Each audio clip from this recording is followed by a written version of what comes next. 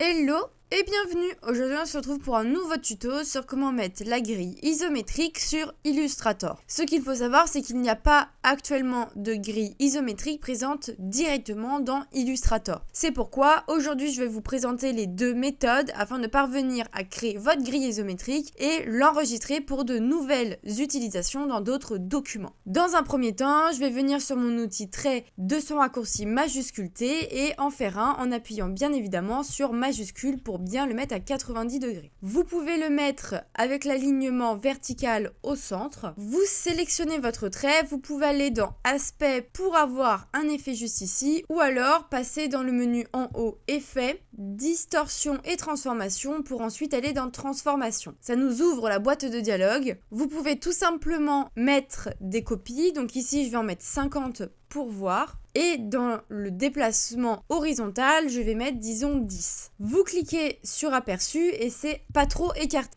Je vais donc mettre 30 et donc comme ça vous pouvez gérer un petit peu ce que vous souhaitez. Vous faites OK, là on se retrouve avec une belle grille. Là nous avons les premiers, je vais d'ailleurs baisser le contour. Je vais aller, toujours en sélectionnant tout ça, aller dans Effet, Distorsion et Transformation pour ensuite aller dans Transformation. Oui, on applique un nouvel effet. Cette fois-ci on va avoir un angle de 60 degrés avec une copie de juste une car on prend la transformation d'avant et on la met par-dessus. On clique sur aperçu et vous faites OK. Vous gardez la sélection, on retourne vers un troisième effet dans distorsion et transformation pour aller dans transformation.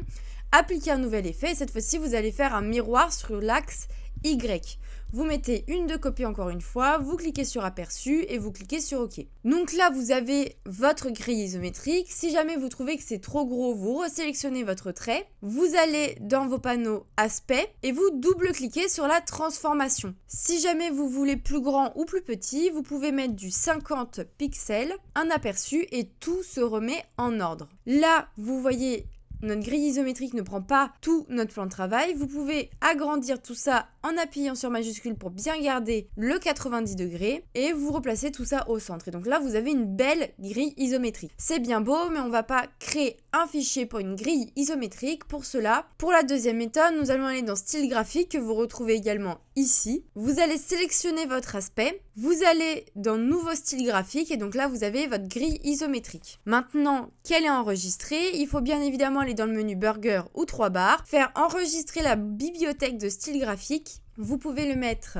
grille isométrique. Attention, ça va vous enregistrer tout ça, mais pas de souci. Pour le retrouver, vous allez tout simplement aller dans le menu Burger, ouvrir la bibliothèque de style graphique, aller dans Utilisateur et faire grille isométrique. Une fois ça fait, vous avez votre style graphique sans souci. Pour l'utilisation, vous supprimez votre grille isométrique déjà faite et vous allez dans l'outil trait, sélectionner tout ça, le mettre au centre et cliquer sur votre style graphique. Et donc là, vous avez réellement quelque chose d'utilisable dans votre bibliothèque. C'est la fin de cette vidéo. Si vous avez la moindre question, hésitation ou problématique concernant la suite Adobe, n'hésitez pas à m'en faire part via l'espace commentaire ou par mail. J'y répondrai avec une autre vidéo. On se retrouve comme d'habitude demain à 18 h pour un nouveau tuto. À bientôt.